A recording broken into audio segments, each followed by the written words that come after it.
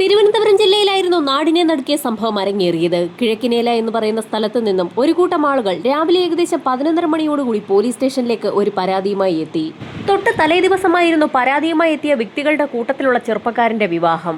വിവാഹത്തിന് ശേഷം അടുത്ത ദിവസം വൈകുന്നേരത്തോടുകൂടി പെൺകുട്ടിയുടെ വീട്ടിൽ നിന്നുമുള്ള ബന്ധുക്കൾ മറുവീട് ചടങ്ങ് നടത്തുന്നതിന് വേണ്ടി എത്തുന്ന സമയത്ത് ആഭരണങ്ങൾ ധരിക്കുന്നതിനായി ഭർത്താവിന്റെ അലമാര തുറന്നു നോക്കിയ സമയത്തായിരുന്നു ആഭരണങ്ങൾ നഷ്ടമായി എന്നുള്ള വിവരം അറിയുന്നത്. പരാതിയുമായി എത്തിയ നവവരനായ അഭിലാഷും അയാളുടെ ഭാര്യ റീജയും ചേർന്ന് ഒരുമിച്ച് തന്നെയായിരുന്നു വിവാഹം കഴിഞ്ഞ രാത്രിയിൽ ആഭരണങ്ങൾ അഴിച്ച് തന്റെ അലമാരയിൽ സൂക്ഷിച്ചു വെച്ചിരുന്നതെന്നും അയാൾ പരാതിയിൽ വ്യക്തമാക്കിയിട്ടുണ്ട്. നവവധുവായ റീജയും പരാതി നൽകാൻ സ്റ്റേഷനിലെത്തിയിട്ടുണ്ടായിരുന്നു. തന്റെ ആഭരണങ്ങൾ ഏതൊക്കെയാണെന്നും എത്ര പവൻ തൂക്കം വരുമെന്നുമൊക്കെ വ്യക്തമായി തന്നെ പോലീസ് സ്റ്റേഷനിൽ എഴുതി നൽകി. ഏകദേശം 87 പവനോളം വരുന്ന സ്വർണ്ണാഭരണങ്ങളാണ് നഷ്ടമായിരിക്കുന്നത്. പരാതി ഫയലിൽ സ്വീകരിച്ച പോലീസ് സംഘം ഉടൻ തന്നെ ഡോഗ് സ്ക്വാഡുമായി കിഴക്കിനേലയിലുള്ള അഭിലാഷിന്റെ വീട്ടിലേക്ക് എത്തുകയും വിശദമായ ഒരു പരിശോധന തന്നെ ആരംഭിക്കുകയും ചെയ്തു. പഴയ മോഡലിൽ പണി കഴിപ്പിച്ചിട്ടുള്ള ഒരു വീടാണ് അഭിലാഷിന്റേത്. കുറച്ചു ഭാഗം ടെറസും കുറച്ചു ഭാഗം ഓടിട്ട നിലയിലുമാണ്. അഭിലാഷ് കിടക്കുന്ന മുറിയുടെ ഭാഗം ടെറസാണ്. പോലീസ് സംഘം ആ മുറി വിശദമായി തന്നെ പരിശോധിച്ചു. ആ മുറിയുടെ വാതിലോ ജനാലകളോ തകർത്തതിന്റെ യാതൊരു ലക്ഷണവുമില്ല.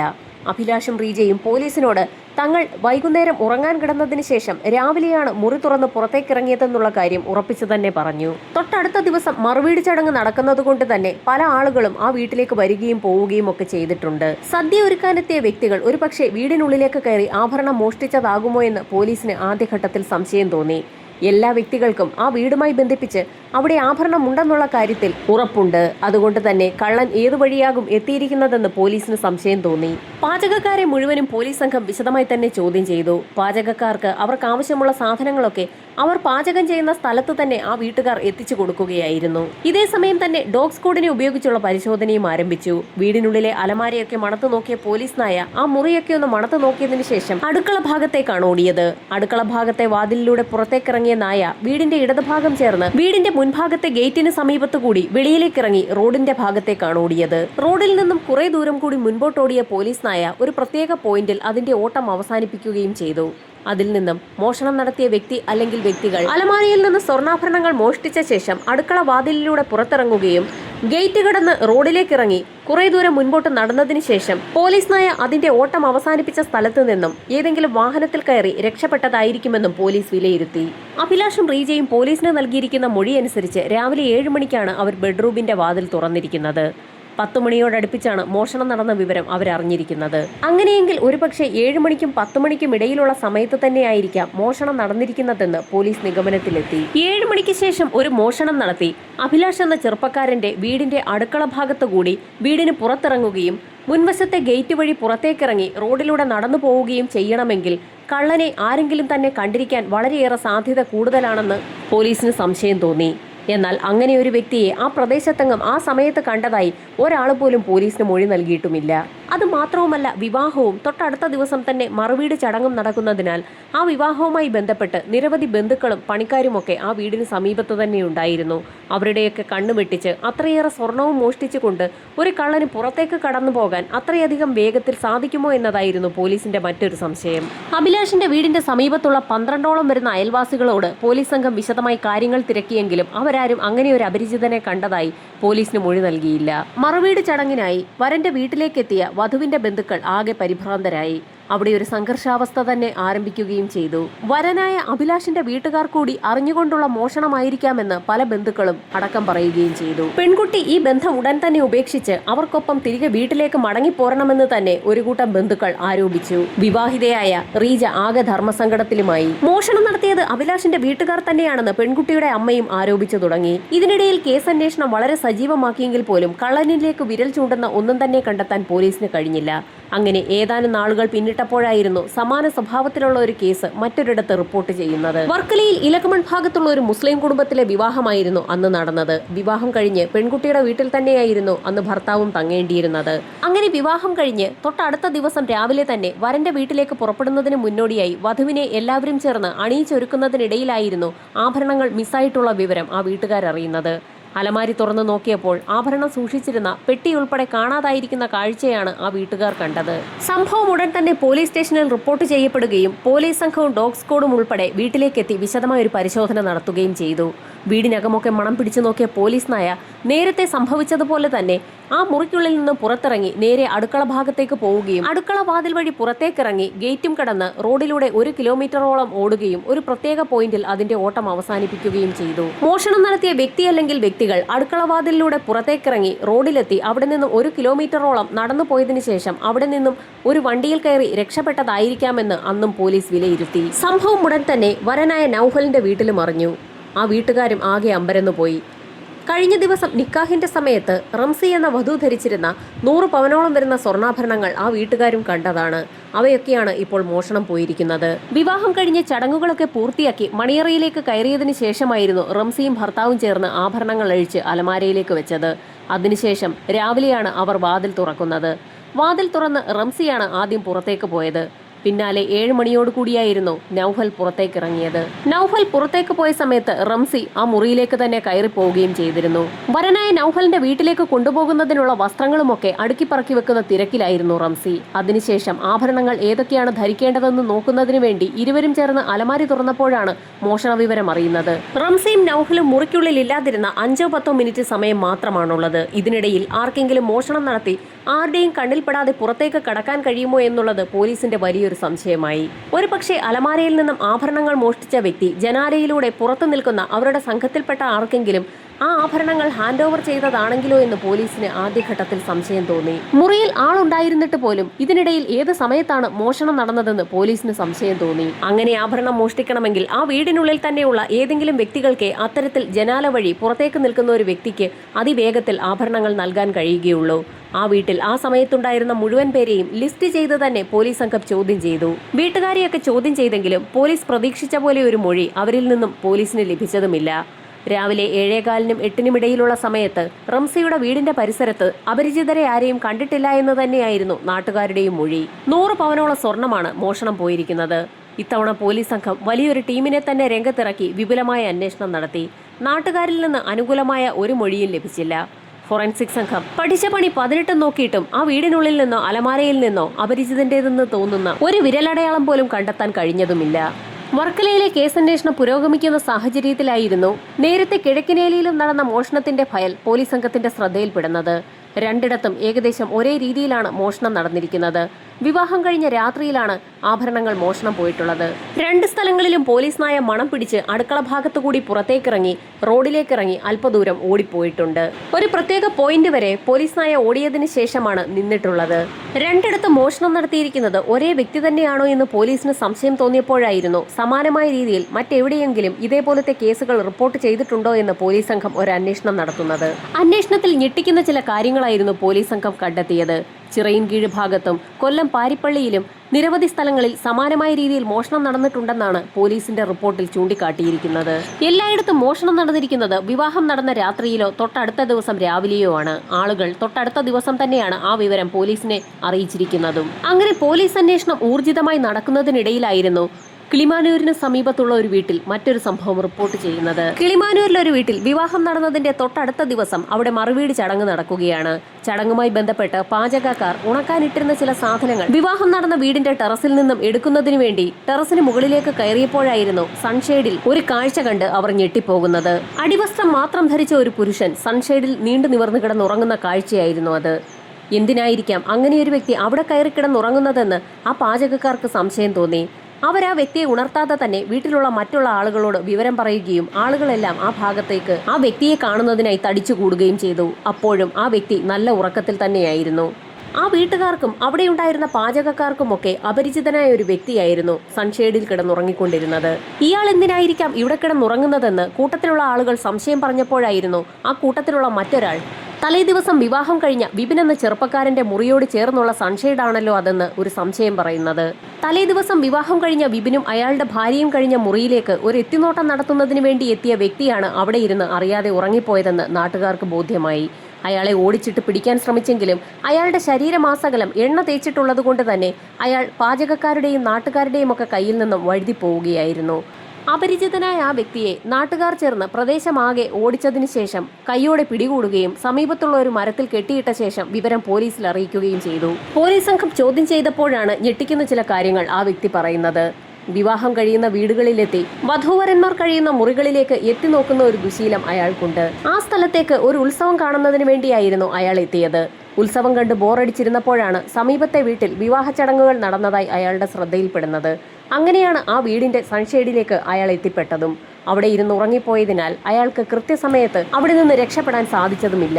ഉത്സവം കണ്ടുകൊണ്ടിരിക്കുന്നതിനിടയിലായിരുന്നു വിവാഹം നടന്ന വീട്ടിലേക്ക് ഒരു എത്തിനോട്ടം നടത്തുന്നതിനായി അയാൾ അവിടെ നിന്നും ഡ്രസ്സുകളൊക്കെ അഴിച്ചു വെച്ച ശേഷം നാട്ടുകാർ പിടികൂടി കഴിഞ്ഞാൽ അവരുടെ കയ്യിൽ നിന്ന് രക്ഷപ്പെടുന്നതിന് വേണ്ടി ശരീരമാസകലം എണ്ണയും തേച്ച് ആ വീടിന്റെ മുകളിലേക്ക് കയറിയത്. അയാൾ ആ കാര്യങ്ങളൊക്കെ പറഞ്ഞു തീർത്തപ്പോൾ ഒരു പബ്ലിക് ന്യൂസൻസ് എന്ന പേരിൽ കേസെടുത്ത ശേഷം പോലീസ് സംഘം അവനെ അകത്താക്കുകയും ചെയ്തു. എന്നാൽ കുറച്ച് ദിവസങ്ങൾക്ക് ശേഷം തന്നെ ആ വ്യക്തി പുറത്തിറങ്ങുകയും ചെയ്തു. ആ സംഭവത്തിന് ശേഷം ഏതാനും ദിവസങ്ങൾ പിന്നിട്ട സമയത്തായിരുന്നു ഇതുപോലെ തന്നെ ഒരു വിവാഹം നടന്ന വീട്ടിൽ രാത്രി ഏറെ വൈകി വധൂവരന്മാർ സംസാരിച്ചു കൊണ്ടിരിക്കുന്നതിനിടയിൽ പെട്ടെന്നായിരുന്നു എന്തോ ഒരു ശബ്ദം കേൾക്കുന്നത്. അവരുടെ ബെഡ്റൂമിന്റെ സൺഷെയ്ഡിന് സമീപത്തുള്ള ഹോളിലൂടെ ഏതോ രണ്ട് വ്യക്തിയുടെ കണ്ണുകൾ അവരെ തന്നെ നോക്കിയിരിക്കുന്ന കാഴ്ചയായിരുന്നു വധൂവരന്മാർ കണ്ടത്.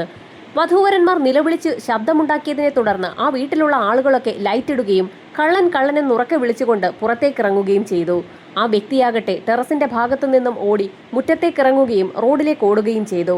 അപ്പോഴേക്കും ആ പ്രദേശത്തുള്ള വീടുകളിലെയൊക്കെ ലൈറ്റുകൾ തെളിഞ്ഞിരുന്നു. മറ്റുള്ള ആളുകളോട് ഫോൺ വിളിച്ച് പറയുകയും ഒക്കെ ചെയ്തതോടുകൂടി നാട്ടുകാരൊന്നടങ്കം ഒന്നിച്ചിറങ്ങുകയും ഇരുട്ടിന്റെ മറവിലൂടെ ഓടി രക്ഷപ്പെടാൻ ശ്രമിച്ച ആ വ്യക്തിയെ പിടികൂടാൻ ഒരു ശ്രമം നടത്തുകയും ചെയ്തു. എന്നാൽ ആ വ്യക്തിയുടെ ശരീരത്തിൽ നിറയെ എണ്ണ തേച്ച് പിടിപ്പിച്ചതുകൊണ്ട് തന്നെ ആർക്കും അയാളെ പിടികൂടാൻ കഴിയാത്തൊരു സാഹചര്യമുണ്ടായി. അപ്പോഴായിരുന്നു ആ കൂട്ടത്തിലൊരാൾ അപ്രതീക്ഷിതമായി കയ്യിൽ കിട്ടിയ ഒരു ഓലമടൽ ഉപയോഗിച്ച് ആ വ്യക്തിയെ അടിച്ചു വീഴ്ത്തിയത്. അതോടുകൂടി നാട്ടുകാർ ചേർന്ന് ഇരുട്ടിന്റെ മറവിലൂടെ ഓടിയ ആ കള്ളനെ പിടികൂടി ഒരു മരത്തിലേക്ക് കെട്ടിയിടുകയും ചെയ്തു. വിവരം പോലീസിൽ അറിയിച്ചതിനെ തുടർന്ന് പോലീസ് സംഘം അവിടെ എത്തിയപ്പോൾ കാണുന്നത് അടിവസ്ത്രം ശരീരമാസകലം എണ്ണ തേച്ച് പിടിപ്പിച്ച നിലയിൽ അടിവസ്ത്രം മാത്രം ധരിച്ച ഒരു വ്യക്തിയെ മരത്തിൽ കെട്ടിയിട്ടിരിക്കുന്ന കാഴ്ചയാണ്. ഈ സമയത്തായിരുന്നു കൂട്ടത്തിലുണ്ടായിരുന്ന ഒരു കോൺസ്റ്റബിളിന് ഈ വ്യക്തിയെ നേരത്തെ എവിടെയോ കണ്ടിട്ടുണ്ടല്ലോ എന്നുള്ള ഒരു സംശയം തോന്നുന്നത്. വിവാഹം നടക്കുന്ന വീടുകളിൽ രാത്രികാലങ്ങളിൽ എത്തിനോട്ടത്തിന് നടക്കുന്ന വ്യക്തിയാണതെന്ന് ഉടൻ തന്നെ അയാൾ SIയെ വിവരമറിയിക്കുകയും ചെയ്തു. അത് അയാളുടെ സ്ഥിരം പരിപാടിയായതുകൊണ്ട് തന്നെ അവനെ ഇത്തവണ വെറുതെ വിടാൻ പോലീസ് സംഘം തീരുമാനിച്ചതുമില്ല. ആ വ്യക്തിയെ പിടികൂടി പോലീസ് സംഘം സ്റ്റേഷനിലെത്തിക്കുകയും അവന്റെ റെക്കോർഡുകളൊക്കെ പരിശോധിക്കുകയും ചെയ്തു. കേസ് ഫയലുകൾ പരിശോധിച്ചു നോക്കിയപ്പോൾ അയാളുടെ ജോലി എന്താണെന്നുള്ള കാര്യം പോലീസിന് പിടികിട്ടി. ഉത്സവപ്പറമ്പുകളിലും മറ്റും സൗണ്ട് സിസ്റ്റം വാടകയ്ക്ക് കൊടുക്കുന്ന ഒരു പരിപാടിയാണ് ആ വ്യക്തിക്കുള്ളത്. സുനി എന്ന പേരുള്ള ആ വ്യക്തി ഒരു ഡ്രൈവർ കൂടിയാണ്. നാടക ഗ്രൂപ്പുകൾക്കും ബാലെ ഗാനമേള പോലെയുള്ള ഗ്രൂപ്പുകൾക്കും വേണ്ടി മൈക്ക് സിസ്റ്റവും ഒക്കെ ഘടിപ്പിച്ചിട്ടുള്ള വാഹനം ഓടിച്ചുകൊണ്ടുപോയി ഉത്സവ പറമ്പുകളിലൊക്കെ പ്രോഗ്രാം കഴിയുന്നതുവരെ അവരെ കാത്തു നിൽക്കുന്ന ജോലിയാണ് ഡ്രൈവർ സുനിയുടേത്. നേരത്തെ വിവാഹങ്ങൾ നടന്നിട്ടുള്ള വീടുകളിലെ മോഷണവുമായി ഈ കേസിന് എന്തെങ്കിലും ബന്ധമുണ്ടോ എന്നൊന്ന് അന്വേഷിക്കാൻ തന്നെ പോലീസ് സംഘം തീരുമാനിച്ചു. അതുമായി ബന്ധപ്പെട്ടുള്ള ഡേറ്റകൾ കളക്ട് ചെയ്യുന്നതിനിടയിലായിരുന്നു വിവാഹത്തോടനുബന്ധിച്ച് മോഷണം നടന്നിട്ടുള്ള വീടുകളുടെയൊക്കെ ഒരു പ്രത്യേകത പോലീസ് സംഘത്തിന്റെ ശ്രദ്ധയിൽപ്പെടുന്നത്. അത്തരത്തിൽ വിവാഹത്തോടനുബന്ധിച്ച് മോഷണം നടന്നിട്ടുള്ള വീടുകളുടെയൊക്കെ പരിസരത്തുള്ള ക്ഷേത്രത്തിൽ ഉത്സവവും നടന്നിട്ടുണ്ട്. നാട്ടുകാരൊക്കെ ഉത്സവവും രാത്രികാല പരിപാടികളും കാണാൻ പോകുന്ന സമയത്തായിരിക്കാം ഒരുപക്ഷെ വിവാഹ വീടുകളിൽ മോഷണം നടന്നിട്ടുണ്ടായിരിക്കുന്നതെന്ന് പോലീസ് വിലയിരുത്തി. അത്തരത്തിൽ മോഷണം നടന്നിട്ടുള്ള വിവാഹ വീടുകളും ഉത്സവവും തമ്മിൽ എന്തെങ്കിലും ബന്ധമുണ്ടോ എന്ന് പോലീസ് അന്വേഷിക്കുന്നതിനിടയിലായിരുന്നു ഇപ്പോൾ ഈ സുനി എന്ന കഥാപാത്രത്തെ പോലീസ് കസ്റ്റഡിയിലെടുക്കുന്നത്. വിവാഹ വീടുകളും ഉത്സവം നടക്കുന്ന സ്ഥലങ്ങളുമായി ബന്ധമുള്ള ഒരേയൊരു വ്യക്തി സുനി തന്നെയാണെന്ന് പോലീസ് വിലയിരുത്തി.